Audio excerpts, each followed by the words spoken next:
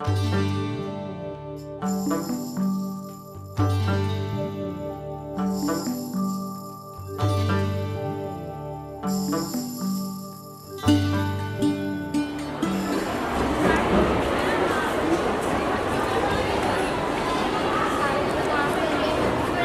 जी आइए। थोड़े थोड़े पुष्प सबको दे सकते हैं।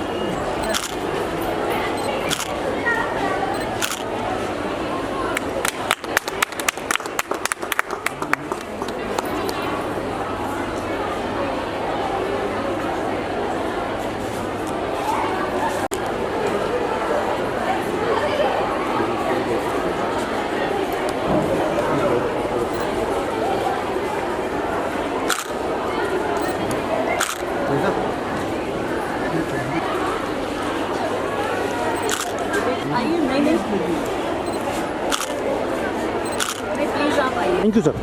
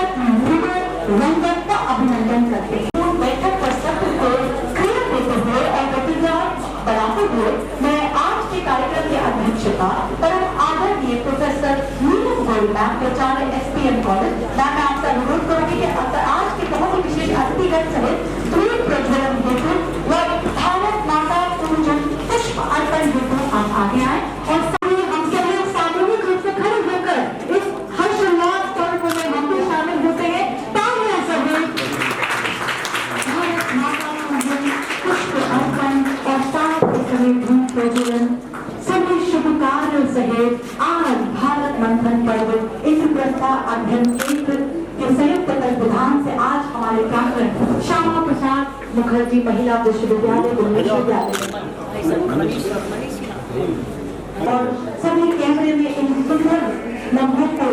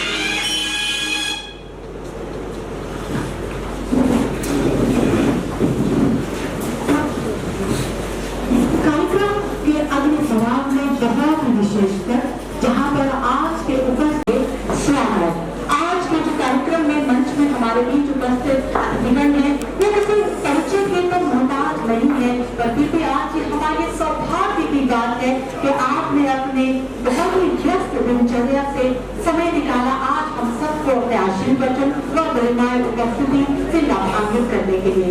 सबसे पहले मैं आदरणीय प्राचार्य प्रोफेसर नीलम गोयल मैम से अनुरोध करूंगी कि आज के कार्यक्रम के मुख्य अतिथि का स्वागत करें। नीलम मैम, मैं आपको आमंत्रित करना चाहती हूँ कि परम श्रद्धेय आदरणीय श्री नरेंद्र कुमार सर, अखिल भारतीय सह प्रचार प्रमुख, राष्ट्रीय स्वयं सेवक संघ मूलक आप हिमाचल प्रदेश से हैं, इतिहास और पत्रकारिता में कई विषयों में आप पढ़े हैं और 1992 से आप संघ प्रचारक में देश सेवा में आप समर्पित हैं। और आइए हम सब भी ऊर्जावान तालियां सहित इस समय श्रद्धेय आदरणीय नरेंद्र कुमार सर का स्वागत करते हुए यस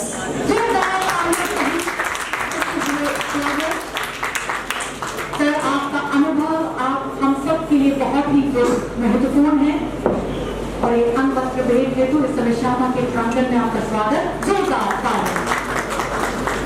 धन्यवाद। मैं नीलम मैम से अनुरोध करूंगी, मैडम आप आज के कार्यक्रम की अध्यक्षता मैडम आप बने रहें। मैं इस समय हमारी बहुत ही प्रिय सहयोगी प्रोफेसर उर्मिल वत्स मैम को बुलाना चाहती हूँ। इस समय आप हमारे बहुत आज के हमारे विश्वविद्यालय के प्राचार्य हम सब की मार्गदर्शन नीलम मैम का स्वागत करें। और आज कार्यक्रम की अध्यक्षता और इस समय केंद्र सहित और राजनीतिक विज्ञान विभाग एसपीएम कॉलेज दोनों मिलकर कर रहे हैं। हम सब कुछ मैम का स्वागत। मैम समय समय पर हमें आपका बहुत ही मूल्यवान मार्गदर्शन और आशीर्वाद मिलता रहता है। ये हम सब के लिए बहुत ही सौभाग्य की बात है। तालियां हो जाए जोरदार। मरीज की उम्मीद बने रहे क्योंकि अब आप मैम सहित मैम आप इस स्वागत करने वाली हैं परम श्रद्धेय अजय जी का। अजय जी, आपका जो जीवन है वो हम सब के लिए बहुत महत्वपूर्ण है। राष्ट्र सेवा ही प्रथम सेवा आपने सदा माना है। 1988 से आप सबके साथ जुड़े हैं। ये जीवन आपका राष्ट्र सेवा के प्रति समर्पित है। जोरदार तालियां हो जाएं। स्वागत है। आज इस समय श्यामा के प्रांगण में हमारे बीच बहुत ही विशेष परम आदरणीय अतिथि स्वागत है। बंदी रहे हमारे साथ और इसी अतिथि सरकार श्रृंखला में हम ये चूक नहीं समय हम आपका स्वागत करना चाहते हैं। आपका सहयोग हम सब के लिए बहुत अमूल्य है और इस समय समस्त एसपीएम कॉलेज की मातृशक्ति विशेष रूप से तालियां हो जाए। बहुत बहुत धन्यवाद, बहुत बहुत धन्यवाद। स्वागतम सुस्वागतम, बहुत बहुत धन्यवाद। मैं आप सबसे अनुरोध करती हूँ स्थान करें।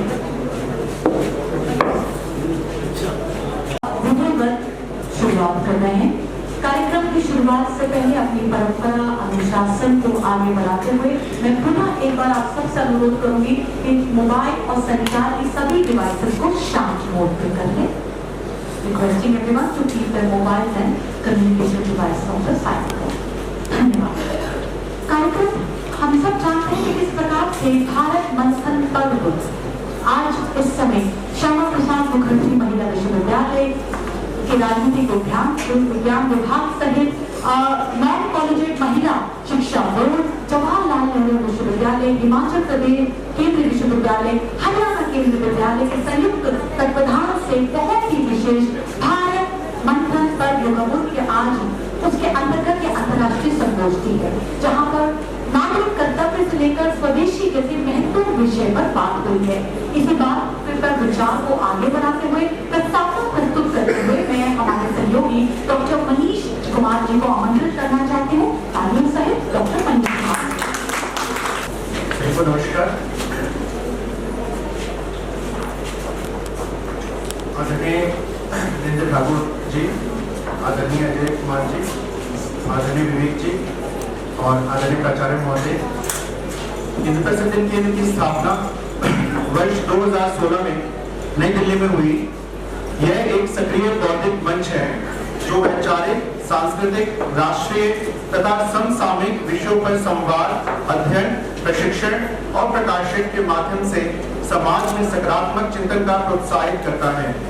केंद्र का उद्देश्य विभिन्न क्षेत्रों के प्रबुद्धजन, युवाओं, मातृशक्ति, शिक्षित वर्ग एवं जागरूक नागरिकों को एकत्र कर समाज जीवन के विभिन्न आयामों पर गंभीर विमर्श का वातावरण निर्मित करना है। केंद्र से शिक्षाविद, शोधार्थी, वैज्ञानिक, प्रशासनिक, पत्रकार, उद्यमी तथा सामाजिक कार्यकर्ता जुड़े हुए हैं। इसकी संगठनात्मक संरचना विभिन्न समूहों, श्रेणियों, गतिविधियों और उपक्रमों के माध्यम से संचालित होती है, जिनके अंतर्गत वैचारिक प्रबोधन, साहित्य संकलन, प्रशिक्षण, प्रकाशन तथा संवाद कार्यक्रम आयोजित किए जाते हैं। इंद्रप्रस्थ अध्ययन केंद्र में लगभग 3000 पुस्तकों का समृद्ध संदर्भ पुस्तकालय उपलब्ध है, जिसमें भारतीय ज्ञान परंपरा, दर्शन, इतिहास, समाज और समसामयिक विषयों से संबंधित साहित्य शामिल है। केंद्र द्वारा प्रकाशित पुस्तकों में प्रमुख पुस्तकें इस प्रकार है: युवा समाज निर्माण में भूमिका, अनुसूचित जाति दलित एक और वार्ता, भारतीय ज्ञान विज्ञान परंपरा, मानवीय दृष्टि, चराचर सृष्टि, भारतीय दृष्टि, भारतीय संस्कृति, भूत वर्तमान भविष्य, वैश्विक परिदृश्य में वर्तमान भारत की भूमिका। केंद्र द्वारा स्वचालित इंद्रप्रस्थ शो संदेश नामक एक क्वार्टरली रेफरल जर्नल है। इसके साथ इंद्रप्रस्थ मंजूषा के नाम से केंद्र एक मासिक पत्रिका भी प्रकाशित करता है, जिसके अब तक 80 अंक प्रकाशित हो चुके हैं। इंद्रप्रस्थ अध्ययन केंद्र की प्रमुख गतिविधियों में विचार गोष्ठियां, प्रेरक संवाद, विषयगत प्रशिक्षण, इंटर्नशिप कार्यक्रम, काव्य चेतना, मातृशक्ति कार्यक्रम आदि शामिल है। विचार गोष्ठियों में अल्पसंख्यकवाद और राजनीति, अभिव्यक्ति की स्वतंत्रता एवं देशभक्ति, राष्ट्रीय शिक्षा नीति, पर्यावरण संरक्षण, सनातन संस्कृति एवं योग, गीता और अर्थशास्त्र जैसे विषयों पर गंभीर चर्चा हुई है। वहीं प्रेरक संवादों में राष्ट्रीय एकता, सिविल सेवा, कश्मीर, समान नागरिक संहिता, जनसंख्या नियंत्रण तथा भारतीय संस्कृति जैसे ज्वलंत विषयों को शामिल किया गया है। केंद्र युवाओं को व्यवहारिक दक्षताओं से जोड़ने हेतु आईटी एवं मीडिया, डिजिटल मार्केटिंग, वेबसाइट एवं वेब डेवलपमेंट, साइबर सुरक्षा तथा पर्यावरण से जुड़े विषयों पर इंटर्नशिप एवं प्रशिक्षण कार्यक्रम भी संचालित करता है। केंद्र की पहचान उसकी वार्षिक राष्ट्रीय संगोष्ठी भारत मंथन से विशेष रूप से बनती है, जिसमें प्रत्येक वर्ष राष्ट्र एवं समाज से जुड़े समसामयिक विषयों पर व्यापक विमर्श किया जाता है। हाल के वर्षों में यह संगोष्ठी भारतीय संस्कृति, ज्ञान विज्ञान परंपरा, वैश्विक परिप्रेक्ष्य में भारत की भूमिका तथा उभरते भारत की चुनौतियों जैसे विषयों पर केंद्रित रही है। वर्ष 2026 में आयोजित भारत मंथन पर्व का विषय मानव कल्याण के परिप्रेक्ष्य में पंच परिवर्तन का क्रियान्वयन, चुनौतियां एवं समाधान केंद्र की समकालीन वैचारिक दिशा को स्पष्ट रूप से अभिव्यक्त करता है। इस प्रकार इंद्रप्रस्थ अध्ययन केंद्र एक सशक्त एवं गतिशील बौद्धिक मंच के रूप में विकसित हुआ है, जो अध्ययन, संवाद और क्रियाशीलता के माध्यम से राष्ट्र एवं समाज के निर्माण में महत्वपूर्ण योगदान दे रहा है।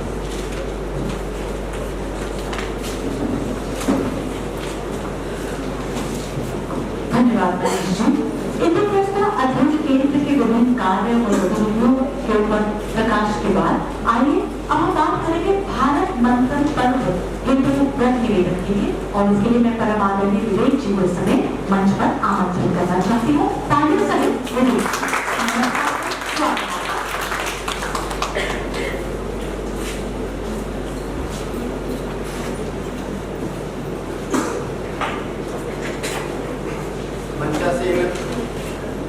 सभी महानुभावों को प्रणाम करता हुआ सभी उपस्थित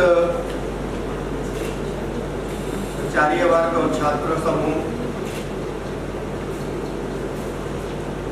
मंच का परिचय हो चुका है। कुछ परिचय मेरे और दायित्व में आया है, जिनका परिचय कराना मैं अपना सौभाग्य समझूंगा। आज का अपना जो ये विषय यहाँ पर स्वदेशी वाला रहा है, स्वयं का बोध,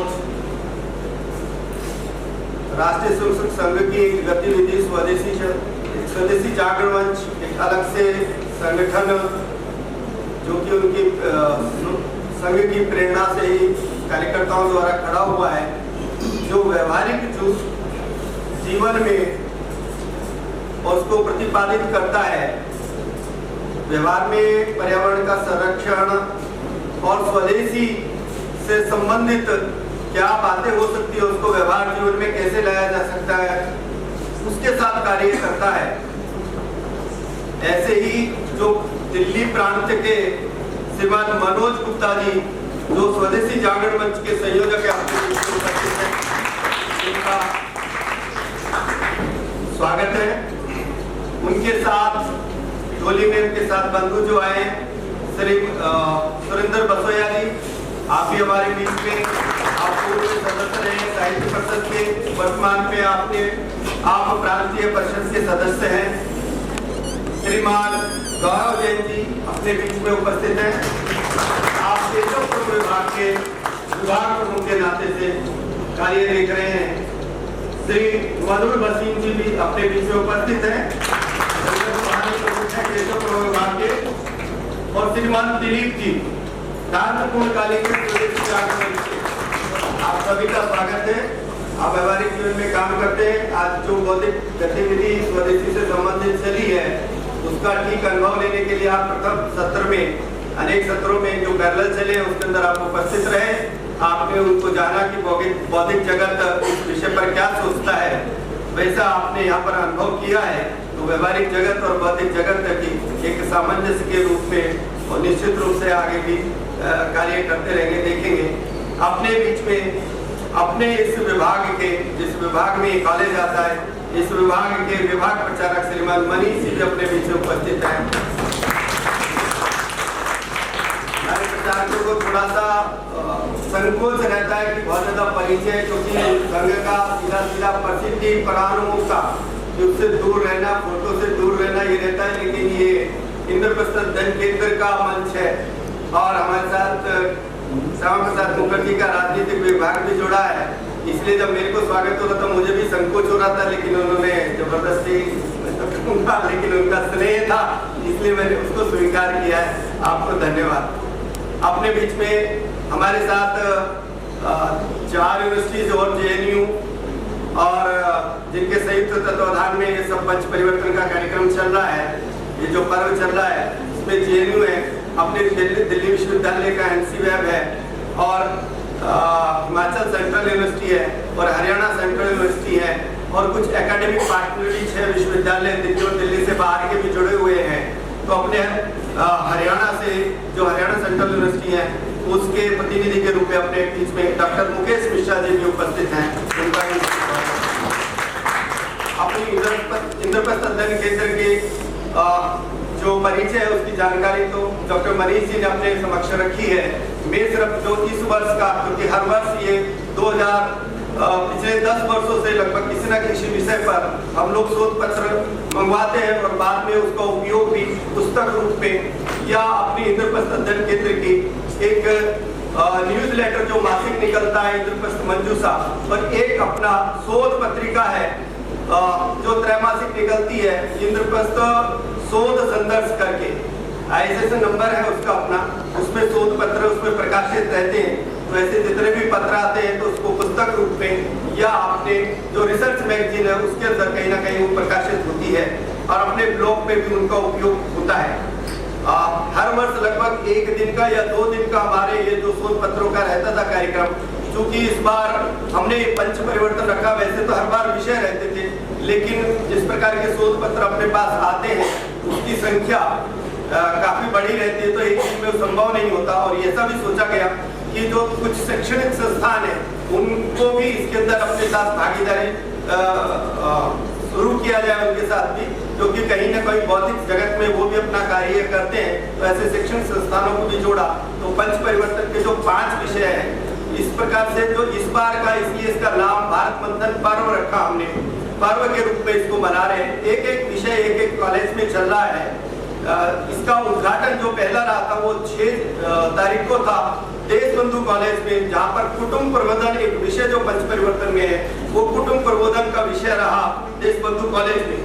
7 तारीख को मोतीलाल नेहरू कॉलेज के साथ हमने किया, उसके अंदर पर्यावरण विषय पर रहा। जो देशबंधु कॉलेज में हुआ था उसके अंदर हमारे पास जो शोध पत्रों की जिनका पंजीकरण हुआ था लगभग 64 ऐसे पंजीकरण थे और 30 शोध पत्र वहाँ पर जिनका वाचन वहाँ पर हुआ है। ऐसे मोतीलाल नेहरू कॉलेज में भी 75 का लगभग रजिस्ट्रेशन हुआ था और ये 75 में से 30 शोध पत्र वहां पर पढ़े गए पर्यावरण विषय पर। उसके बाद 8 तारीख को करोड़ीमल कॉलेज में 8 तारीख को करोड़ीमल कॉलेज में हुआ, उसका विषय था सामाजिक समरसता। उसमें 45 लोगों ने इसमें रजिस्ट्रेशन कराया था और 17 शोध पत्र वहां पर पढ़े गए। आज अपना 2 विषय, एक और विषय था, पहले दौलतराम में था, लेकिन दौलतराम में कुछ इशू होने के कारण से शायद वहां पर कर्मचारी हड़ताल थी, तो हमने सोचा कि इसको बदला जाए और यहाँ पर 2 विषय हमारे दोनों नागरिक कर्तव्य और स्वयं का बोध, ऐसे 2 विषय अपने प्रांगण में हुए। इन पे लगभग अभी इसकी एग्जैक्ट संख्या आ रही है, लगभग 65 रजिस्ट्रेशन हमारे यहाँ पर पंजीकरण हुआ है और लगभग 40 शोध पत्र आज पढ़े गए। ये बहुत अच्छी बात है, तो इतने शोध पत्र भी पढ़े गए। ये अपने 5 विषयों के जो शोध पत्र पढ़े गए, ये सब दिल्ली में जितने भी शिक्षक जगत है या शोधार्थी हैं या कुछ विद्यार्थी हैं, विद्यार्थियों में हमारा सिर्फ जो कॉलेज विद्यार्थी है उन्हीं को ही हमने आमंत्रित किया है, उससे नीचे की श्रेणी नहीं है, क्योंकि इंद्रप्रस्थ अध्ययन केंद्र सिर्फ 4 श्रेणियों में कार्य करता है, कॉलेज विद्यार्थियों में, शोधार्थियों में यानी कि रिसर्च स्कॉलर्स में, और तीसरा शिक्षकों के बीच में, और चौथा है जो एकेडमिक जगत में कार्यरत नहीं है लेकिन समाज में है और बुद्धिजीवी है, लेखन में और या पठन में उनका कहीं ना कहीं रुचि रहती है, तो ऐसे लोगों को अन्य प्रबुद्धजन में ऐसे 4 श्रेणियां अपनी रहती है जिसके अंदर कार्य करता है। अभी कल 11 तारीख को शनिवार को ये अपना रामजस कॉलेज के अंदर इसका समापन रहेगा। रामजस कॉलेज के अंदर जो दिल्ली एतर यानी कि दिल्ली से बाहर के जितने भी जिन्होंने पंजीकरण इन 5 विषय पर किया है, तो 5 विषयों का जो वाचन है, शोध पत्र जो पढ़े जाएंगे वो रामजस कॉलेज के अंदर पढ़े जाएंगे। तो 5 विषय जो दिल्ली के बाहर के, ये सब दिल्ली वालों ने किया है। दिल्ली के बाहर की भी लगभग हमारे पास 150 रजिस्ट्रेशन है जो कल वहां पर आएंगे, आज से आना शुरू हो गए हैं और वो रामजस कॉलेज में उनका ये शोध पत्र पढ़ने का रहेगा। और इसका समापन जो है रामजस कॉलेज में ही ये प्रातःकाल पढ़े जाएंगे 3 बजे। जितने भी अपने कॉलेज हैं, जितने भी संस्थान दिल्ली के हैं जिन्होंने यहाँ पत्र वाचन किया है, वो सभी उस समापन सत्र में यानी कि कल 3 बजे रामजस कॉलेज में सभी आमंत्रित हैं। वहां पर समापन सत्र में रहेंगे। अपने अखिल भारतीय जो प्रज्ञा प्रवाह के राष्ट्रीय संयोजक है माननीय नंद कुमार जी, वो इस सत्र के अंदर रहेंगे, जिनका हमें पाठ्य और उद्बोधन प्राप्त होगा। उसके पश्चात वहीं पर जलपान के बाद जिन्होंने भी पत्र पढ़ा या शोध पत्र जिन्होंने प्रस्तुत किया है, उन सभी को सर्टिफिकेट भी वहां पर दिए जाएंगे।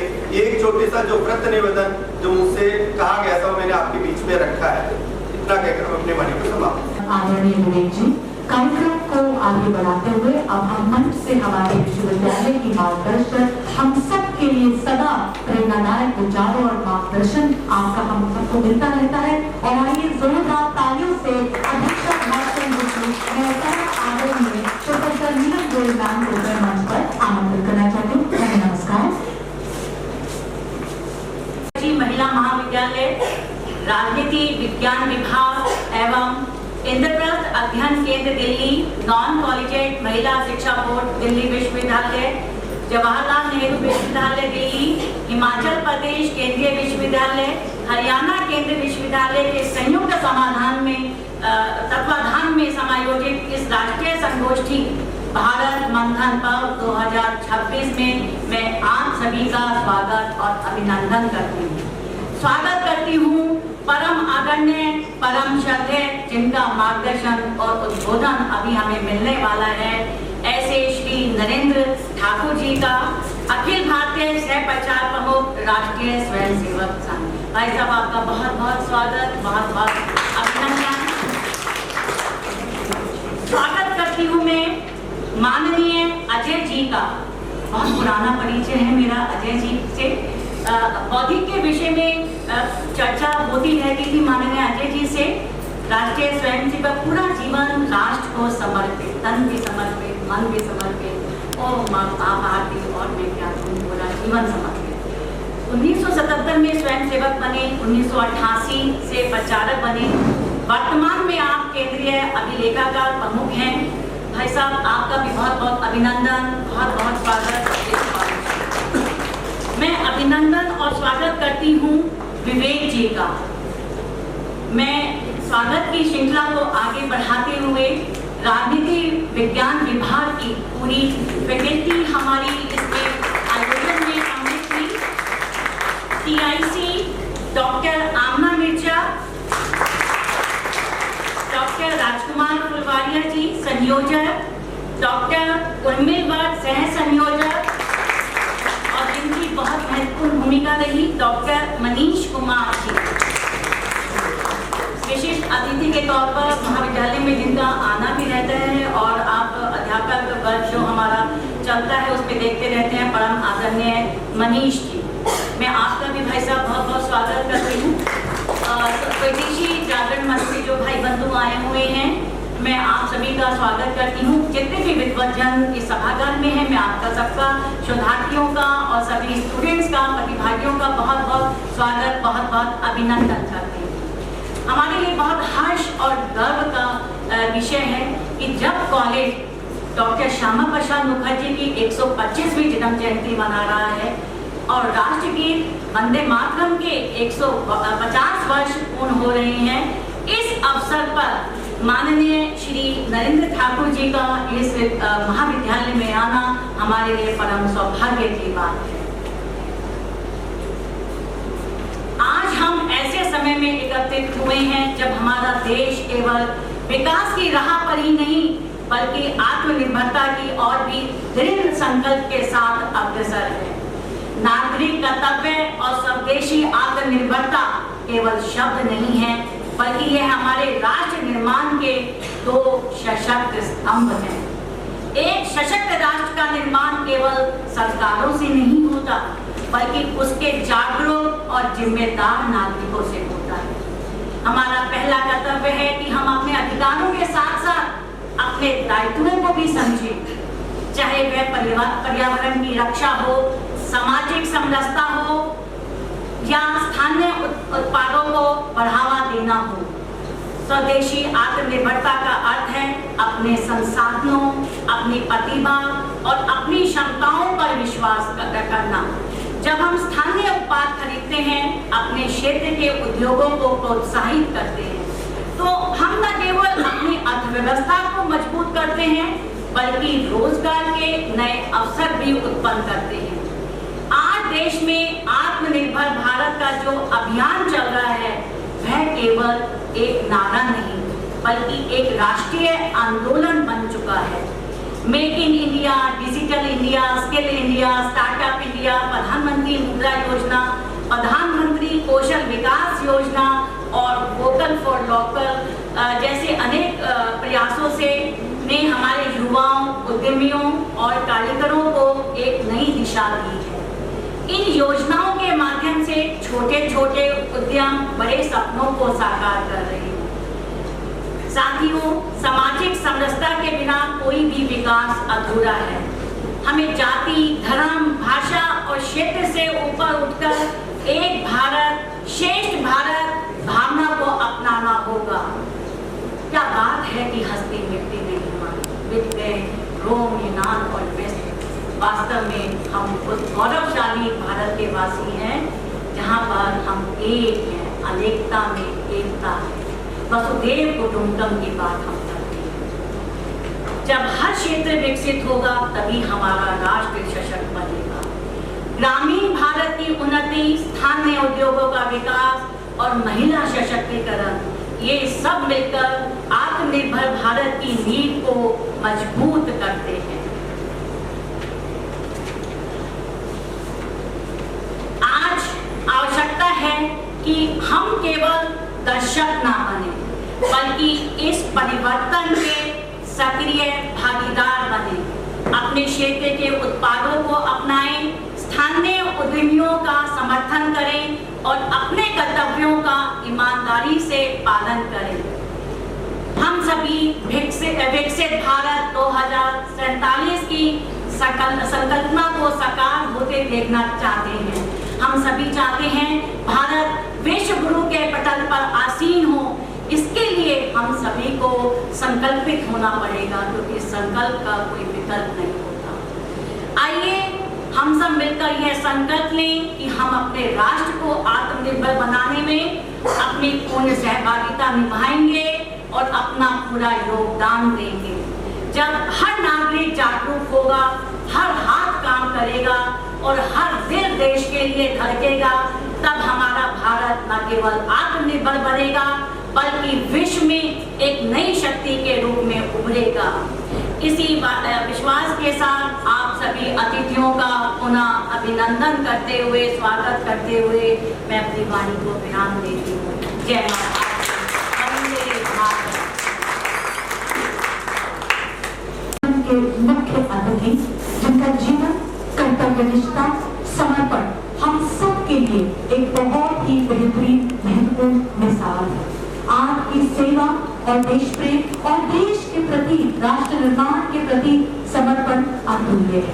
आइए इस समय श्यामा के प्रांगण में हम सब लोग सबसे पहले एक बार फिर जोरदार ऊर्जावान तालियों से स्वागत करें वीरेंद्र कुमार जी। और उस अवसर आपको बोलने से पहले मैं आकांक्षा को आमंत्रित करना चाहती हूँ एक महत्वपूर्ण गीत के। स्वबोध चिंतन विचार मंथन विस्मृत पथ का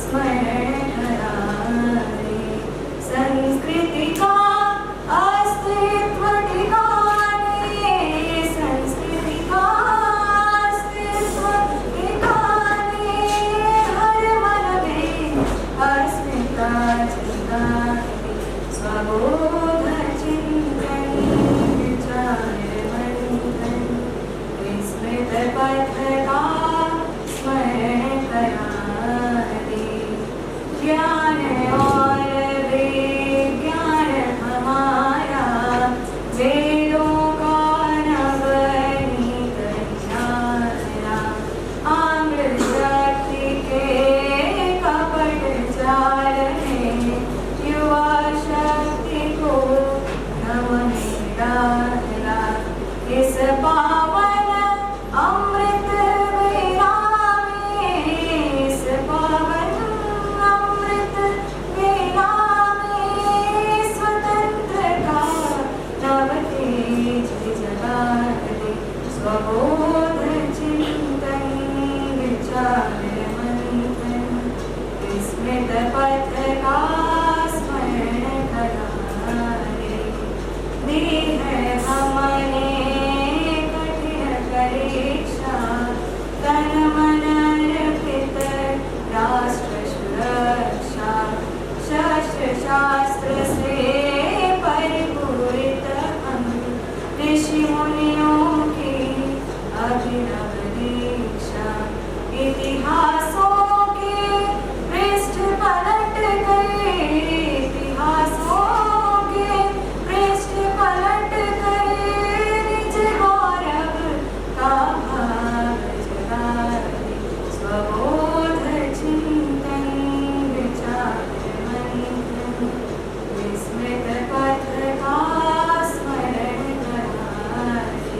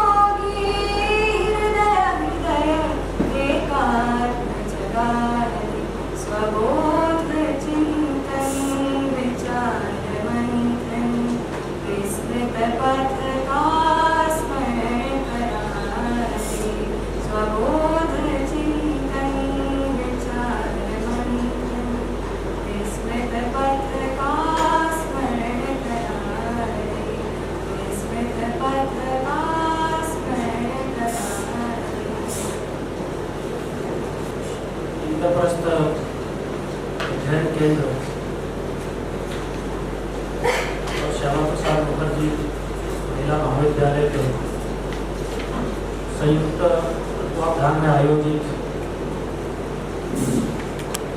भारत मंथन पर्व के तीसरे दिन की अध्यक्षता कर रही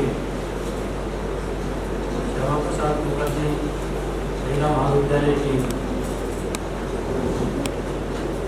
आचार्य आदरणीय प्रोफेसर नीलम गोयल जी, श्रीमान अजय कुमार जी, इंद्रप्रस्थ अध्ययन केंद्र के सभी कार्यकर्तागण, स्वदेशी गायन मंच के कार्यकर्ता बंधु, इस कार्यक्रम में उपस्थित महाविद्यालय के अन्य आचार्यगण, शोधार्थी और युवा छात्र बहनों, आज के इस कार्यक्रम के दो विषय हैं। जैसा बताया कि विषय तो अलग अलग थे और एक दिन का एक विषय था, लेकिन किसी कारण से दो विषयों को संयुक्त रूप से यहाँ पर शोध पत्र भी पढ़े गए, इसलिए मुझे जो बोलने के लिए कहा गया वो भी दो विषयों पर बोलना है। अलग अलग होता तो शायद एक विषय पर ही बोलना पड़ेगा,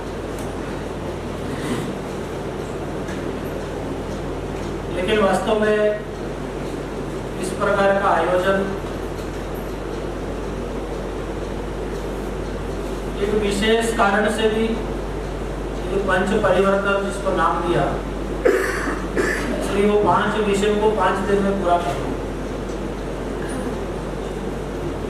और ये विषय थोड़ा 2-3 वर्षों से अधिक चर्चा में आए हैं, केवल हमारे कारण से नहीं, लेकिन ये देश दुनिया की परिस्थिति, उसके कारण से भी इन विषयों की चर्चा अधिक हो रही है। जैसे उदाहरण के लिए अगर समझना है तो पर्यावरण का विषय है। आज पर्यावरण का संकट पिछले कुछ समय से पूरी दुनिया के अंदर वो अधिक दिखाई दे रहा है, इसलिए भी शायद समाज के अंदर, देश दुनिया के अंदर इस विषय की चर्चा अधिक हो रही है।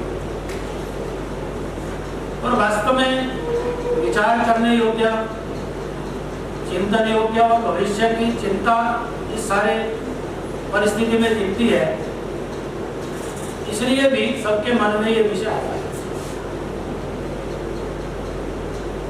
इस कारण से भारत के संदर्भ में अगर हम दुनिया का विचार थोड़ी देर के लिए अगर छोड़ भी देते हैं तो ये 5 विषय भारत के संबंध में भी आज आवश्यक लगते हैं।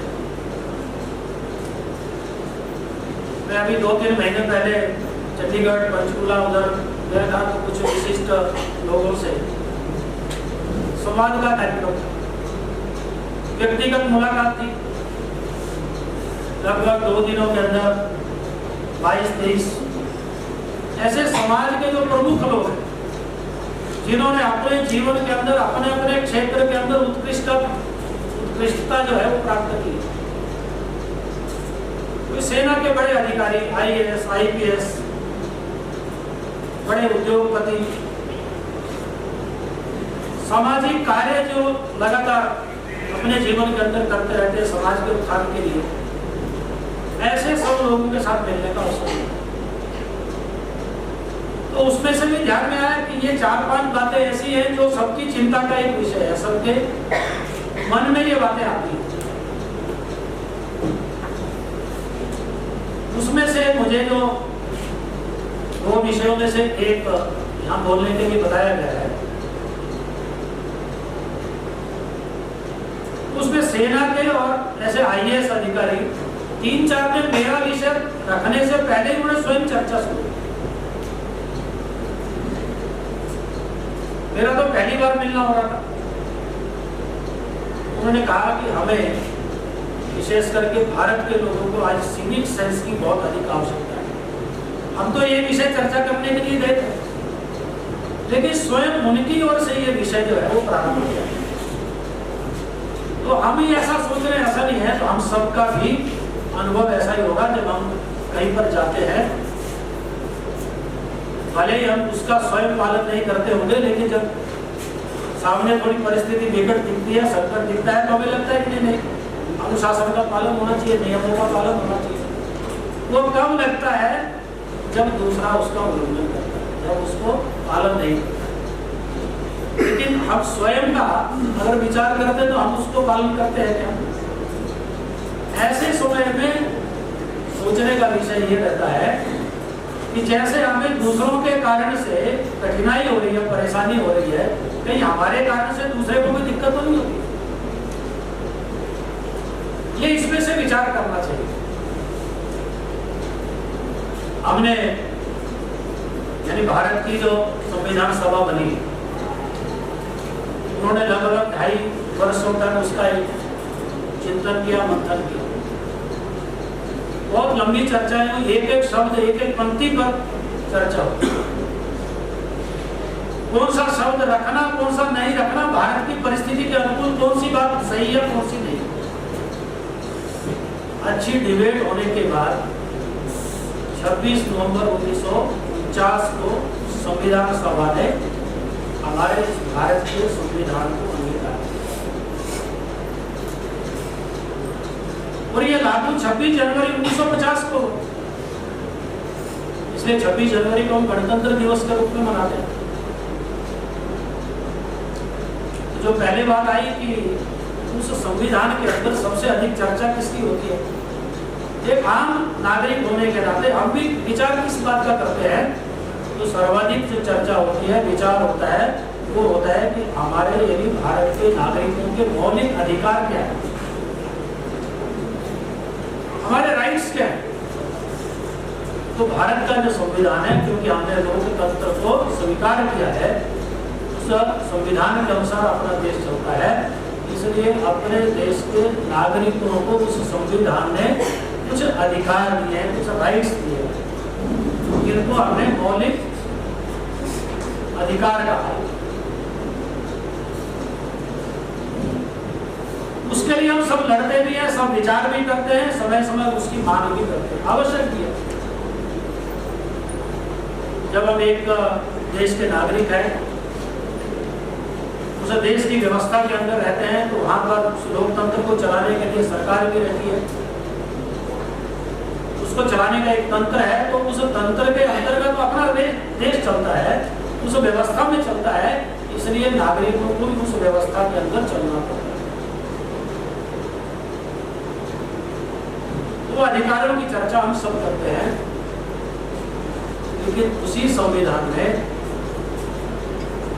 एक नागरिक के नाते हमारे मौलिक कर्तव्य क्या है, जिसको हम राष्ट्रीय कर्तव्य भी कह सकते हैं, वो क्या है, उसका भी कभी हम विचार करते हैं। तो उसका विचार शायद हम थोड़ा कम करते हैं, उसको कम पढ़ते हैं या कम जानकारी करते हैं। तो उसकी जानकारी भी हम सबने रखनी चाहिए। भारतवर्ष में 150 वर्षों से अधिक अंग्रेजों ने शासन किया। तो जब उनकी सत्ता थी, अंग्रेजों की सत्ता थी, तो अंग्रेजों ने अपनी सत्ता को ठीक प्रकार से संचालन करने के लिए कुछ नियम कानून उन्होंने लाए। केवल नियम बनाए, उनको लागू किया, इतना ही। तो भारतीय मानस के मन में उन्होंने विचारों में भी परिवर्तन किया। भारत के समाज की व्यवस्थाएं जो हैं उसको बदलने का भी प्रयत्न किया और भारत के समाज के सोचने के ढंग को भी बदलने। भारत का समाज कभी भी राज्य आधारित या शासन के आधारित नहीं चलता। समाज अपने आधार पर चलता था, समाज अपनी व्यवस्थाएं स्वयं करता था, वो राज्य आश्रित नहीं था कभी। लेकिन अंग्रेजों ने उसमें थोड़ा परिवर्तन किया ताकि लोग या वहाँ का जो समाज है वो राज्य पर आश्रित हो जाए, उसको सोचने का ढंग भी ऐसा हो जाए कि ये सब काम किसके करने के हैं, तो किसको करना है, तो सरकार को करना है। तो धीरे धीरे हमारा जो निर्भरता है वो हमारी निर्भरता शासन प्रशासन के ऊपर बढ़ती चली। और अंग्रेजों ने, क्योंकि उनको अपना शासन चलाना, तो धीरे धीरे हमारा एक मानसिक परिवर्तन भी उतने वर्षों के अंदर हो गया कि कौन करेगा इस काम को, तो सरकार करेगी, शासन करेगी, वो राज्य करेगा, वो चाहे नगर निगम से लेकर के हम केंद्र सरकार पर या शासन प्रशासन पर, ये सारी बातों का विचार करने की आज हमारी इसके कारण से पद्धति बन गई। लेकिन उससे कभी परिवर्तन नहीं आता। अगर हम परिवर्तन कुछ करना चाहते हैं तो जब तक समाज में परिवर्तन नहीं आता है, समाज की सोच में परिवर्तन नहीं आता, समाज के व्यवहार में परिवर्तन नहीं आता है, तब तक हम अपने देश के अंदर कोई भी राष्ट्र जो है अपने राष्ट्र के अंदर कोई परिवर्तन, जिसको व्यवस्था परिवर्तन कहते हैं, वो कभी नहीं हो सकता। इसलिए मूल बात क्या है, वो है कि समाज में परिवर्तन आना चाहिए। हमें देश से क्या मिलेगा, केवल इतना विचार नहीं, अपने देश को क्या देना है इसका विचार भी करना, ये हम सबका दायित्व है। और छोटी छोटी बातों से ही समाज बदलता है, छोटी छोटी बातों से ही राष्ट्र बड़ा बनता है। इसलिए ये जो राष्ट्रीय कर्तव्य, नागरिक कर्तव्य जिसको कहा गया, तो जब हम अपने संविधान की बात करते हैं, तो नागरिक के मौलिक कर्तव्यों की बात करते हैं, तो हमारे संविधान के भाग 4A के अंदर और अनुच्छेद 51A उसके अंदर उसके उल्लेख है। तो 5-7 बातें मैं केवल एक संकेत के लिए आपके सामने रखता हूं। तो पहली बात आती है वह संविधान का पालन। संविधान के अंदर जो नियम है देश को चलाने के लिए, उन नियमों का पालन, उस संविधान का सम्मान करना, हमारे जो राष्ट्रीय प्रतीक है, हमारा राष्ट्र ध्वज है, राष्ट्रगीत है, इसका सम्मान करना, इसका ठीक प्रकार से पालन करना। अभी उल्लेख आया कि वंदे मातरम के 150 वर्ष, वंदे मातरम गीत जब रचित हुआ तो उसकी रचना के 150 वर्ष पूर्ण हुए। पूरा देश मना रहा है और हम जानते हैं कि स्वाधीनता के आंदोलन में वंदे मातरम की भूमिका क्या थी। यानी एक वंदे मातरम का जय घोष करने पर जो क्रांतिकारी थे, जो हमारे युवा थे, वो देश को स्वतंत्र करने के लिए फांसी के फंदे पर भी हंसते हंसते चले। कितनी ऊर्जा उस वंदे मातरम उद्घोष से, उस गीत से हमारे क्रांतिकारी या युवा जो है उस समय प्राप्त हुए। इसलिए अंग्रेजों ने उस पर प्रतिबंध भी लगाया, उसको प्रतिबंधित किया। लेकिन आज उसी वंदे मातरम को जब 150 वर्ष पूर्ण हुए, तो हमारी सरकार ने उसको अनिवार्य रूप से लागू सरकारी कार्यक्रमों के अंदर तो उसका विरोध भी शुरू हो गया। आज के समय में ये विरोध करना उचित है क्या? क्योंकि इसमें किसी की भावनाएं आप नहीं होती, लेकिन सम्मान तो कर सकते हैं। आपको बोलना नहीं बोलना आपका अधिकार है, लेकिन अधिकार भी, ये जो अभिव्यक्ति की स्वतंत्रता के नाम पर हम उसका दुरुपयोग करते हैं, उसका भी विचार करने की आवश्यकता है। तो एक दो विश्वविद्यालयों के अंदर ऐसा भी ध्यान में आया कि जब वंदे मातरम की प्रारंभ हुआ तो कुछ विद्यार्थी खड़े थे। ये जो हमारा राष्ट्रगान, राष्ट्रगीत, संविधान के अंदर तो जो राष्ट्रीय प्रतीक है, हमारा राष्ट्र ध्वज है, इसका सम्मान करना ये प्रत्येक नागरिक का दायित्व है, ये हमारी जिम्मेदारी है। दूसरी बात आती है वो है संप्रभुता की रक्षा। हमारा देश एक संप्रभुता संपन्न देश है, तो भारत की एकता, अखंडता और उसकी सुरक्षा, इसकी रक्षा करना ये सबका दायित्व, ये सबकी जिम्मेदारी है। इससे हम अलग नहीं हो सकते, ये केवल सेना का या सरकार का काम नहीं। तो जब भी देश में कोई संकट आता है, जब देश की एकता, अखंडता पर कोई संकट दिखाई देता है, उस समय प्रत्येक नागरिक की भूमिका क्या होनी चाहिए? एक समय में, आज तो हम उस परिस्थिति को शायद नहीं समझ सकते, हम भी उस समय तो नहीं थे, लेकिन जो चर्चाएं सुनते हैं या जो बड़े लोग हैं वो सब बताते हैं 1965 में जब लाल बहादुर शास्त्री जी देश के प्रधानमंत्री थे, उस समय एक देश के अंदर बहुत बड़ा अन्न का संकट पैदा हुआ। हमारी जितनी आबादी थी उतना अन्न हमारे पास उतने लोगों को खिलाने के लिए नहीं था। बाहर से जो आता था वो अधिक दाम में आता था और उसमें मिलावट बहुत थी, उसके कारण से बहुत संकट था। और कुछ जानबूझ करके भी संकट पैदा किया। तो अब आत्मनिर्भर बनना है अगर अन्न के क्षेत्र में, तो उसमें थोड़ा समय तो लगेगा, उसकी तैयारी करनी पड़ेगी। लेकिन संकट तो आ गया। उस समय हमारे देश के प्रधानमंत्री लाल बहादुर शास्त्री जी ने एक आह्वान किया लोगों से, समाज से, कि कम से कम सप्ताह में एक दिन सोमवार को सबको उपवास रखना चाहिए, तो हम कम से कम अन्न बचा सकते हैं, जिसको अधिक आवश्यकता है उसको उपलब्ध करवा सकते हैं। तो लोगों ने उस आह्वान को स्वीकार किया और लोगों ने उपवास रखे। जो कोई बीमार होगा, छोटी बच्चा होगा, उसको छोड़ करके, लेकिन अधिकांश लोगों ने, ये राष्ट्रीय संकट के समय एक नागरिक के नाते हमारी जिम्मेदारी क्या है, दायित्व क्या है, इसका हमें आभास होता है क्या, उस दायित्व का निर्वहन हम करते हैं क्या, ये भावना हमारे अंदर रहती है क्या, इसका विचार करने की आवश्यकता है।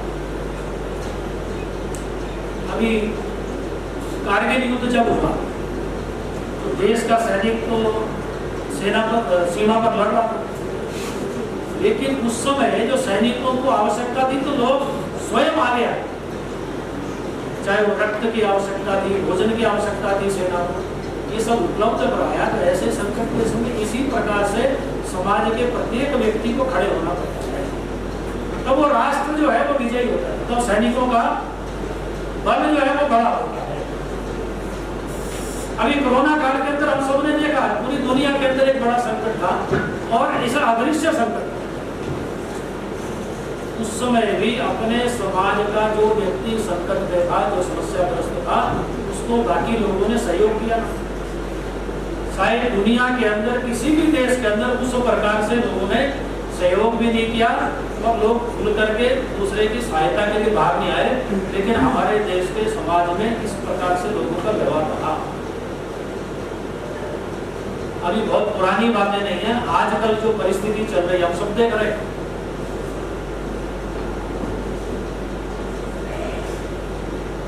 मिडल ईस्ट के अंदर एक युद्ध चल रहा है, लेकिन युद्ध की परिस्थिति तो ऐसा नहीं है कि 3 देश लड़ रहे हैं इसलिए उन्हीं देशों पर उसका प्रभाव। तो आजकल के युद्ध का जो प्रभाव है वो तो पूरी दुनिया में उसका असर होता है, क्योंकि दुनिया आज एक दूसरे के साथ इतनी निकट से जुड़ी हुई है, एक दूसरे पर निर्भर भी है। अभी हम देख रहे हैं गैस का संकट हो रहा है, तेल का संकट हो रहा है। भारत सरकार को फिर भी किसी तरीके से उसको मैनेज कर रही है, लेकिन एक थोड़ी परिस्थिति कैसी आई तो लोगों को लगने लगा कि अच्छा गैस की कमी होगी तो क्या करना,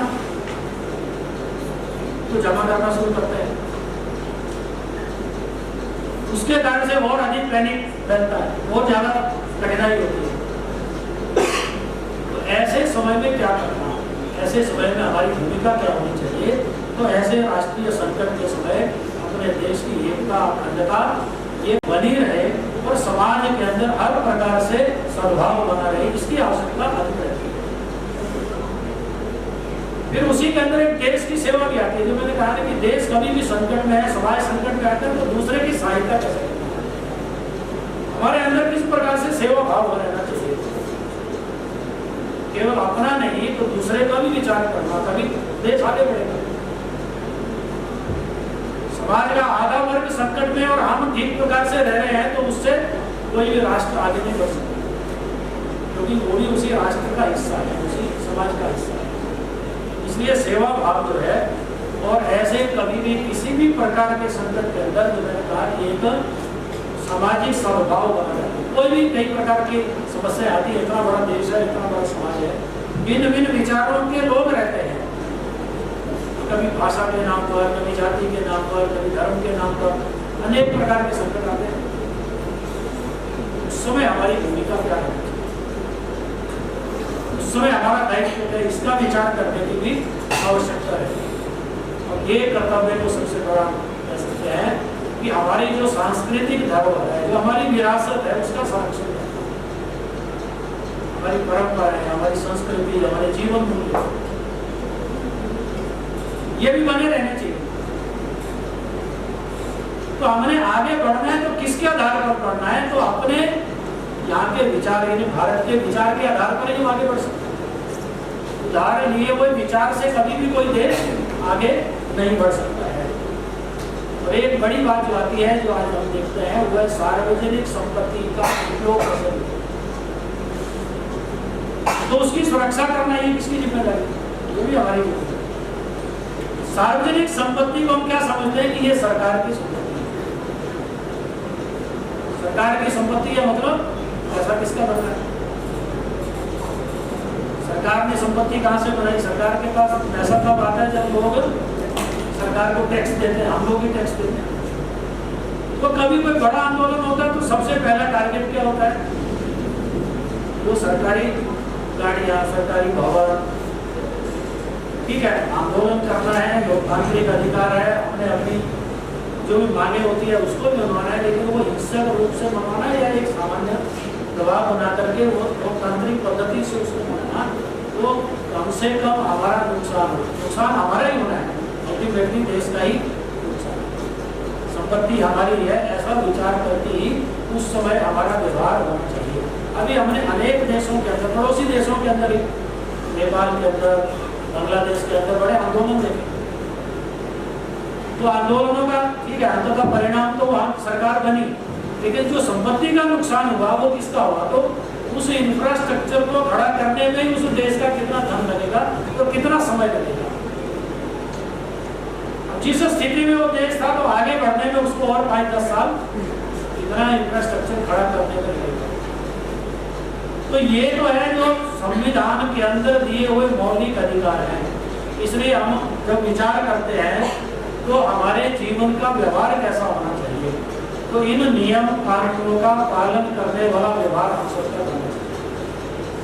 हम सड़क पर जा रहे हैं तो लाल बत्ती का पालन करते हैं क्या? हेलमेट पहनते हैं क्या? सीट बेल्ट पहनते हैं क्या? ये सभी जो नियम बनाए गए हैं, ये सब हमारी सुरक्षा के लिए है, ना कि पुलिस के भय से उनका पालन करना या चालान से बचने के लिए उनका पालन करना। और एक अनुशासन रहता है, तो उसके कारण से, जो मैंने प्रारंभ में कहा है कि उसके कारण से दूसरे को भी कठिनाई नहीं होती, समस्या नहीं होती। तो इन नियमों का पालन करना ये हमारी जिम्मेदारी है। नियम को तोड़ना, आज के युवाओं को लगता है कि हमने थोड़ा अच्छा सामने पुलिस वाला है तो दूसरी गली से निकल जाओ, या पकड़े गए तो उनको लगता है कि वो अच्छा है, दूसरी गली से जाते तो शायद बच जाते हो। यानी उनको ये लगता नहीं है कि हमने कोई नियम का तोड़ा है या नियम का उल्लंघन किया है। तो ये जब छोटी छोटी बातें होती है, स्वच्छता है, तो स्वच्छता के लिए आज हमें 80 वर्ष स्वतंत्र हुए हो गए, 80 वर्ष के बाद भी देश के प्रधानमंत्री को क्यों आह्वान करना चाहिए? ये हमारे जीवन में अपने आप आना चाहिए, हमारी आदत में स्वयं आना चाहिए। ये स्वच्छता तो हमारे लिए आवश्यक है, चाहे वो पर्यावरण का विषय है उसके लिए भी जरूरी है, और साफ सुथरा रहना है, बीमारियों से दूर रहना तो भी स्वच्छता आवश्यक है। लेकिन आज दुर्भाग्य से उसके लिए भी एक कैंपेन करना पड़ता है, अभियान लेने पड़ते हैं कि स्वच्छता रखनी चाहिए। ठीक है, शासनिक स्तर पर जितना उपाय उसके लिए होने चाहिए, व्यवस्था होनी चाहिए, वो भी आवश्यक है। केवल उसमें हमारी गलती ऐसा भी मैं कह रहा हूँ, लेकिन जो हमारे हाथ में है उतना हमको सबको मिलकर के करना आवश्यक है, करना चाहिए। कभी कभी कुछ लोग विदेश में जाकर, हमें तो कोई अवसर मिला नहीं ऐसा कि विदेश में गए, हमें से शायद कुछ लोग गए होंगे, वो विदेश से जब वापस आते हैं तो यहाँ वो बताते हैं कि उस देश के नियम इतने कड़े हैं, इतना पालन होता है, स्वच्छता भी है, ट्रैफिक नियमों का कड़ाई से लोग पालन करते हैं। लेकिन वही लोग जो वहाँ पर जाकर के पालन करते हैं, यहाँ आकर के क्या होता है, ये विचार करने का विषय। ये जो सब मिलकर के इन सब नागरिक कर्तव्यों का पालन करते हैं, तब हमारा समाज भी आगे बढ़ता है और देश भी आगे बढ़ता है। बातें बहुत छोटी छोटी होगी। आज पर्यावरण की हम चर्चा जरूर करते हैं, लेकिन उसके लिए प्रयास क्या करते हैं? प्रयास करते हैं क्या उसके लिए? पानी का संकट दिखाई देता है, लेकिन पानी को बचाने के लिए हम कुछ करते हैं क्या? उसके लिए क्या विचार करते हैं या व्यवहार में उसको लाते हैं? क्योंकि पानी केवल हमारे लिए नहीं, और भी लोगों के लिए, तो जितना आवश्यक उतना उसका उपयोग करते हैं। ये सब बातें बहुत छोटी छोटी लगती हैं, लेकिन इन्हीं सब का पालन हम करेंगे, अपने आचरण में लेकर आएंगे, अपने व्यवहार में लेकर आएंगे, तब कुछ परिस्थितियां बदलना शुरू होगी। केवल कानून बनाने से समाज में परिवर्तन नहीं आता है। कानून तो अनेक विषयों के लिए, हर प्रकार के लिए कानून बने। अब दहेज प्रथा का कानून बना है, कोई कानून नहीं, ऐसा नहीं है, लेकिन दहेज की मांग कम हो गई क्या? या दहेज के कारण से जो पीड़ित है वो कम हो गए हैं? कम तो नहीं हुआ। केवल कानून करने से सारी बातें होती है, उसका आचरण व्यवहार भी करना पड़ता है, समाज को वैसा बनना पड़ता है, तब जाकर के और ये सारी बातें ठीक प्रकार से एक राष्ट्र के अंदर, देश के अंदर चल सकती है। इसलिए ये जो विषय यहाँ पर रखा गया है, और जो मैंने प्रारंभ में जिसका संदर्भ लगता तो हम सब लोगों को है, लेकिन केवल लगने से नहीं होता है, तो उसको अपने जीवन के अंदर व्यवहार में लाना, अपनी आदत में लाना, आचरण में लाना, ये आवश्यक है। और ये लाएंगे तो अपने आप ही बहुत सारी स्थितियाँ ये स्वयं बदल जाती है, सारी व्यवस्थाएं जो हैं इसके कारण से बदलती हैं। अब ये सारी बातें क्यों नहीं होती हैं, उसका भी एक कारण है। तो दूसरा विषय जिसका संकेत या जो प्रस्तुत करने के लिए यहाँ पर कहा गया है, वो है हमारा स्व का बोध। हम कौन है, हम क्या है, इस धरती के अंदर हम आए क्यों? एक मनुष्य के रूप में हमने जन्म लिया है, तो हमारी जिम्मेदारी क्या है? स्वामी विवेकानंद जी का 1897 में लाहौर के अंदर एक कार्यक्रम था, उसके अंदर उनका एक भाषण, उस भाषण के अंदर उन्होंने 2-3 बातों का उल्लेख किया।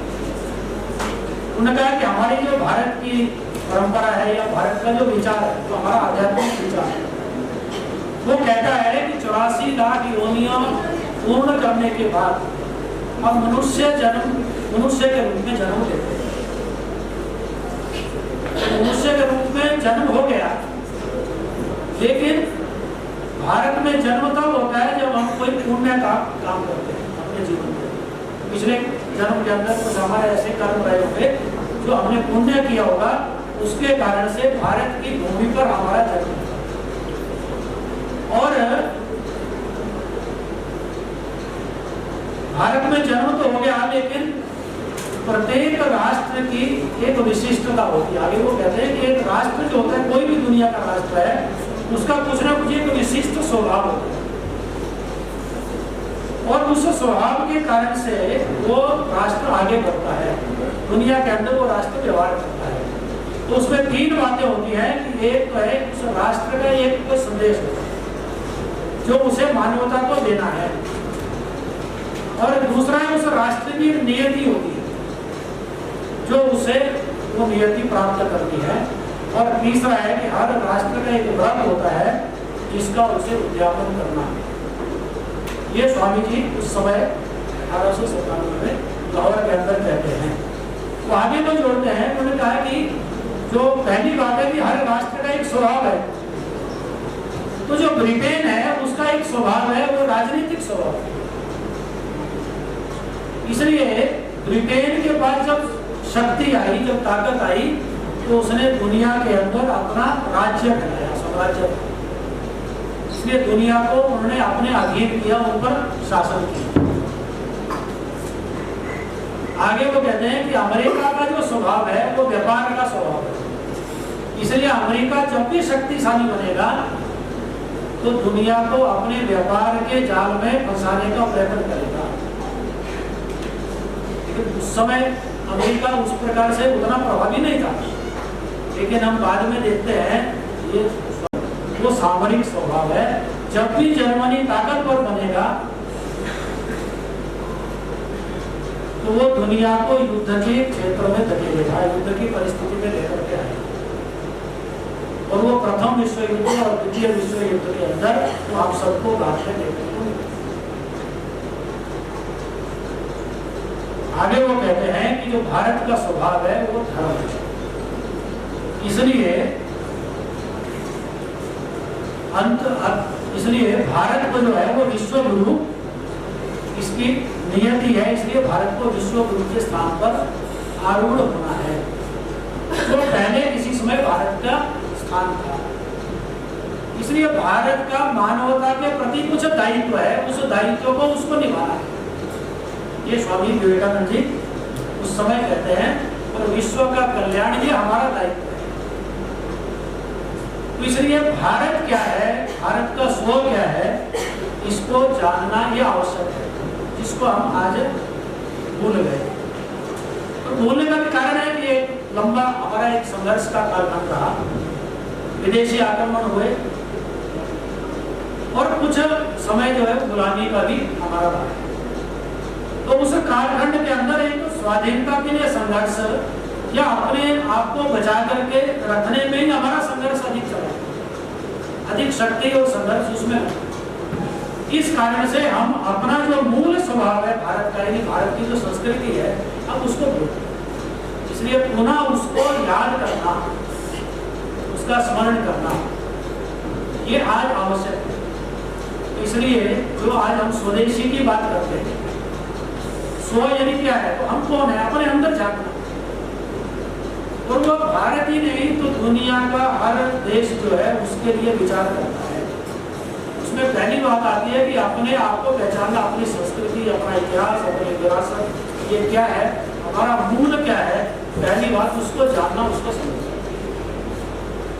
दूसरा आता है कि उसके अनुसार हमारा आचरण व्यवहार। अब उसमें महत्वपूर्ण बात आती है वो है स्वदेशी। तो स्वदेशी, कभी कभी लोगों को लगता है कि अगर हम केवल स्वदेशी का पालन करेंगे तो बाकी दुनिया हमें अलग होगी, बाकी दुनिया के साथ हमारा क्या होगा। तो स्वदेशी का आचरण करना मतलब दुनिया से व्यापारिक संबंध समाप्त कर देना या दुनिया से अलग हो जाना, ऐसा नहीं। जापान जब द्वितीय विश्व युद्ध के अंदर समाप्त हो गया, कुछ बचा नहीं उसके पास। आज हम देखते हैं तो जापान एक विश्व की बड़ी शक्ति के रूप में खड़ा हुआ। क्यों खड़ा हो गया? जापान के समाज ने, उस राष्ट्र ने अपने आप को स्व के आधार पर खड़ा किया, स्वदेशी के आधार पर खड़ा किया। जापान का एक छोटा बच्चा भी जो है वो विदेश में बनी हुई वस्तु का उपयोग नहीं करता था उस समय। अपने देश में भले उसकी थोड़ी क्वालिटी कम होगी, लेकिन तो भी अपने देश को आत्मनिर्भर बनाना है, अपने देश में के भी बनी हुई वस्तुओं का ही उपयोग करना है। ये प्रत्येक बच्चे के अंदर भी उस समय जापान के लोगों ने उसके मन के अंदर उस प्रकार से उसको तैयार किया। आज हम देखते हैं तो जापान विश्व की बड़ी शक्ति है। और केवल इतना ही नहीं, तो अपनी भाषा का भी उन्होंने उपयोग किया कि अपनी भाषा को छोड़ा, अपनी मातृभाषा के अंदर ही विकास भी किया, उसका ही व्यवहार किया। आज हम देखते हैं तो हमारे अपने जीवन का अगर विचार करते हैं तो सुबह उठने से लेकर रात्रि सोने तक हम कितने भारत में बनी हुई वस्तुओं का उपयोग करते हैं, आप विचार करें। यह हम विदेशी जिसकी आवश्यकता नहीं है, जो हमारे देश में भी बहुत अच्छी अच्छी कंपनियां जो है अच्छा सामान बनाती है, अच्छी क्वालिटी का बनाती है, उसका भी उपयोग क्या हम विदेशी कंपनियों का करते हैं, इसका विचार अवश्य करें। अगर अपने को आत्मनिर्भर बनना है, स्वावलंबी बनना है, तो ये आवश्यक है। इसलिए उस स्वदेशी का अभियान लेना पड़ता है भारतवर्ष में। जो हमारे पास नहीं है, जो टेक्नोलॉजी हमारे पास नहीं है, उसको दूसरे से लेने में कोई संकोच नहीं है। हम ले सकते हैं, ले भी रहे, लेकिन अपने जिले के अंदर कोई वस्तु बनती है, अच्छी क्वालिटी है, तो हम अपने जिले की बनी हुई वस्तुओं का उपयोग करेंगे, बाहर से क्यों लाएंगे? तो हमारा जिला आत्मनिर्भर बनेगा।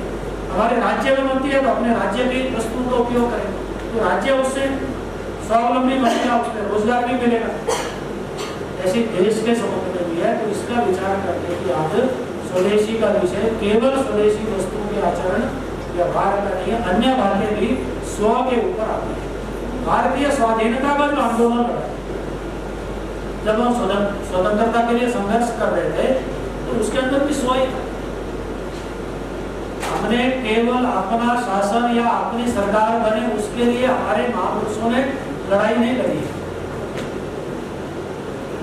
क्या था उसके अंदर? तो स्वदेशी था, स्वभाषा था, स्वराज था, ये तीनों बातें उसके अंदर।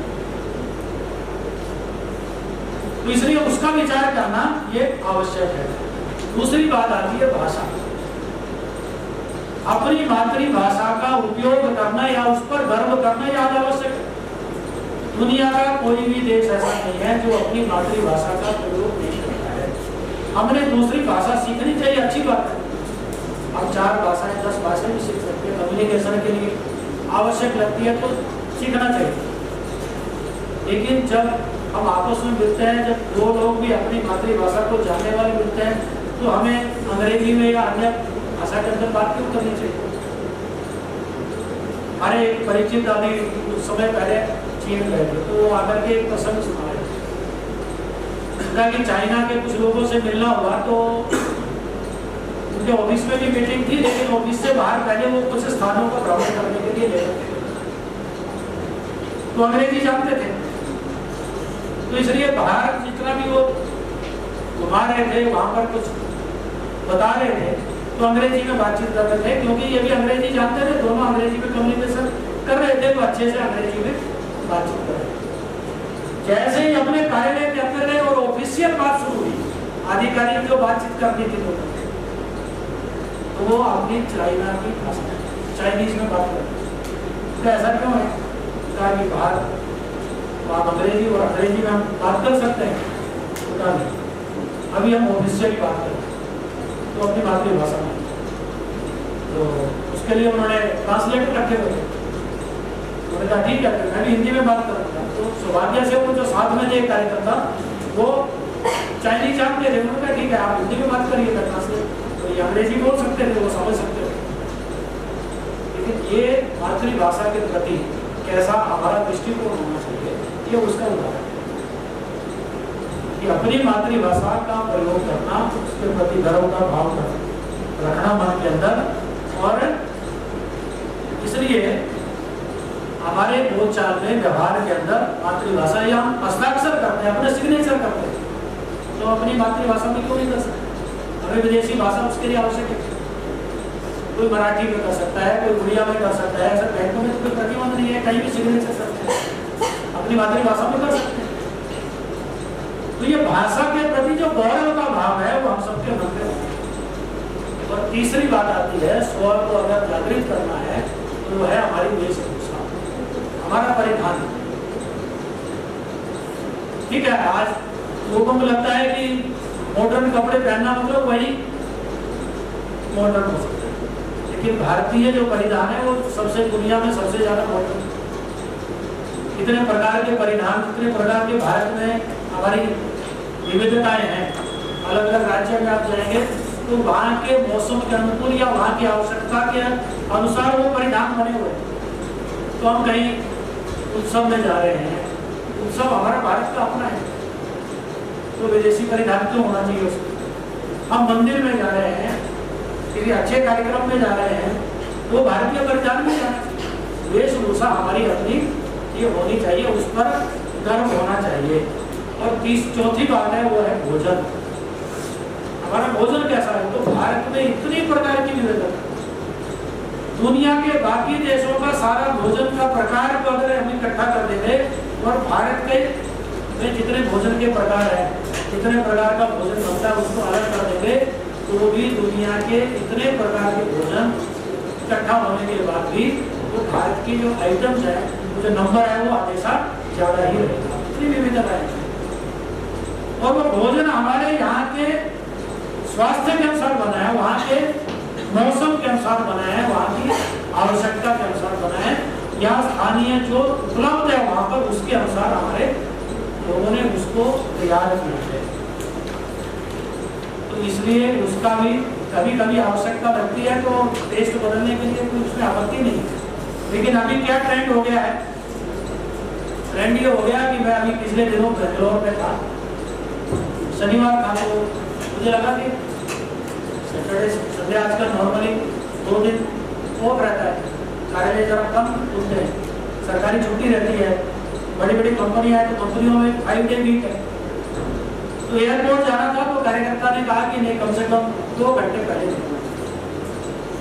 लगभग 20 किलोमीटर लगभग 30 किलोमीटर के आसपास वहाँ से एयरपोर्ट। अभी तो टाइम 1 घंटा दिखा रहे थे, बोले जिस समय हम जाएंगे तो उसमें 2 घंटे रहेंगे। क्यों? बोले दोपहर के बाद शाम को जो है 4 बजे के बाद सब लोग सड़कों में होंगे बेंगलोर में, इसलिए ट्रैफिक जाम मिलेगा। तो ऐसा क्यों है? बोले सैटरडे मतलब भोजन घर से नहीं बनेगा, बाहर ही होटल में जाकर के खाना। ये हर शनिवार का अभ्यास होगा। ठीक है, महीने में 1 आध बार जाना तो समझ में आता है, लेकिन हर शनिवार को बाहर जाकर के ही भोजन करना।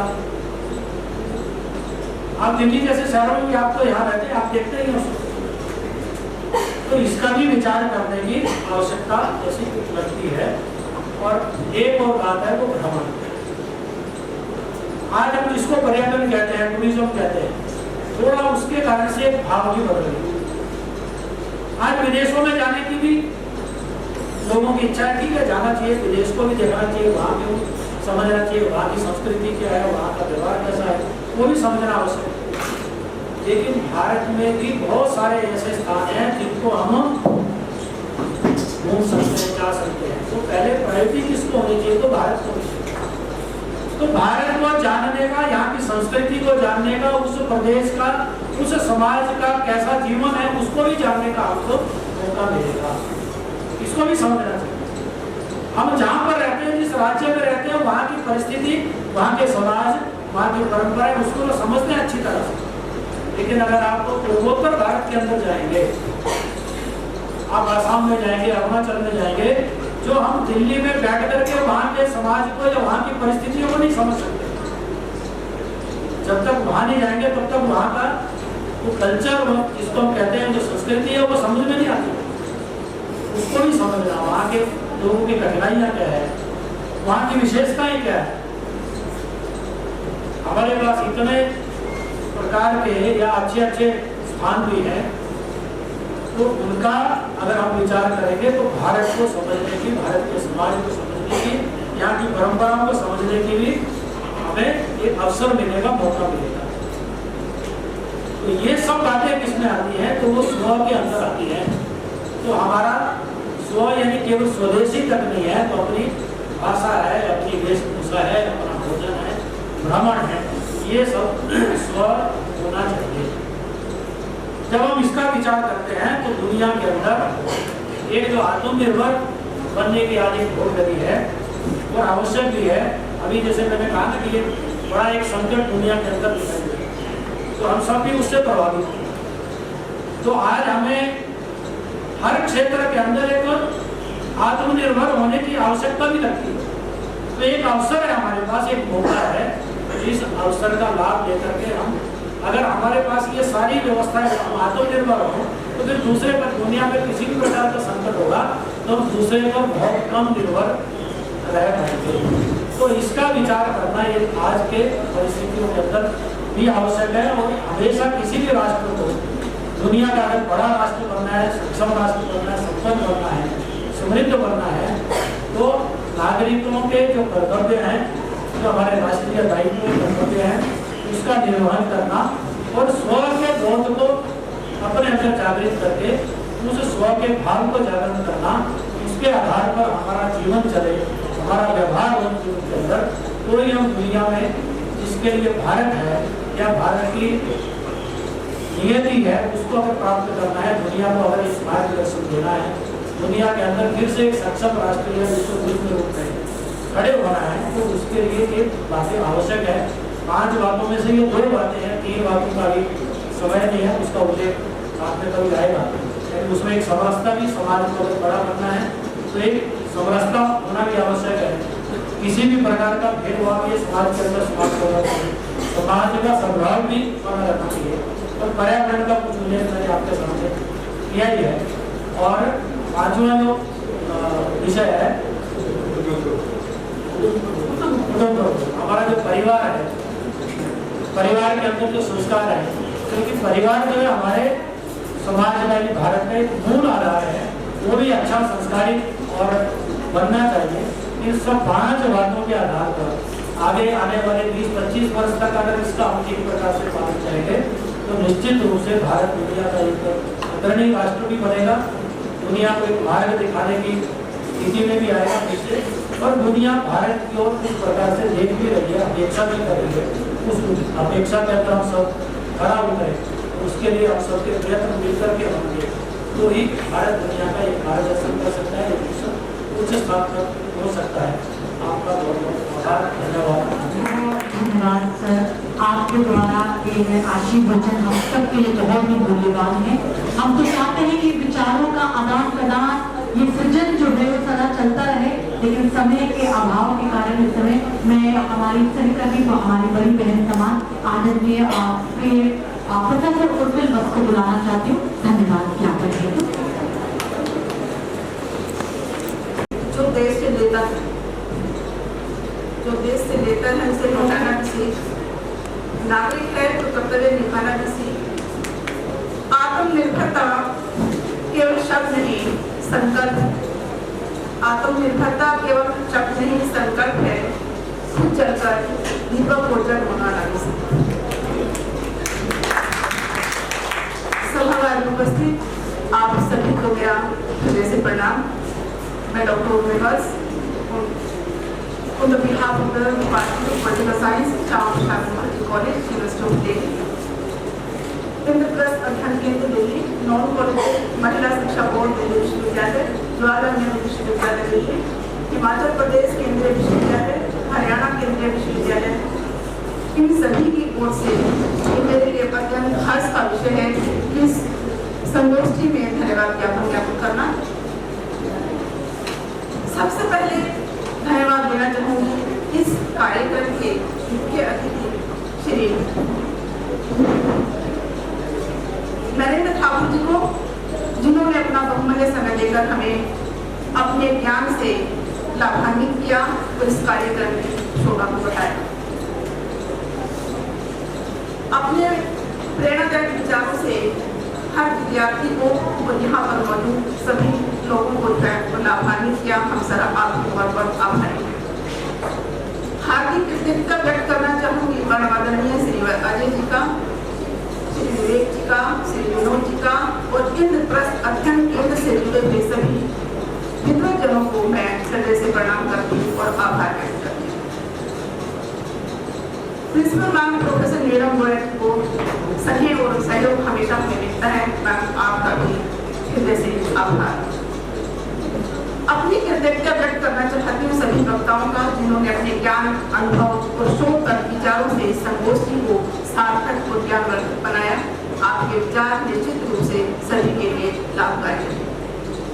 मैं आयोजन समिति के सभी सदस्यों प्रोफेसर राकेश कुमार पांडे जी, डॉक्टर राजकुमार फुलवारिया जी, डॉक्टर रामनाथ मित्तल जी, डॉक्टर मनीष कुमार जी, डॉक्टर तरुण कुमार गर्ग जी, टेक्निकल टीम आप सभी सदस्यों का तहे दिल से शुक्रिया अदा करती हूँ, जिनके अथक प्रयासों के बिना इस कार्यक्रम का संचालन को संभव नहीं था। Last but not the least आभार व्यक्त करती हूँ सभी श्रोताओं का, जिन्होंने अपनी सक्रिय भागीदारी से इस संगोष्ठी को सफल बनाया। और अंत में कहती हूँ कि कल का भारत आज के कर्मों से बनेगा। कल का भारत आज के कर्मों से बनेगा। हर नागरिक का दायित्व इसमें जुड़ेगा। जो खुद पर भरोसा कर खड़ा होता है वह राष्ट्र की नई ऊंचाइयों पर खड़ेगा। ईश्वर से प्रार्थना करती हूँ कि ज्ञान, विमर्श और सहयोग के अवसर हमेशा हमें प्राप्त होते रहेंगे। और अपनी वाणी को मैं यहीं पर विराम देती हूँ। सभी का पुनः हृदय से बहुत ओम सर्वे भवन्तु सुखिनः, सर्वे सन्तु निरामयाः, सर्वे भद्राणि पश्यन्तु, मा कश्चित् दुःखभाग् भवेत्। ओम शांति शांति शांति।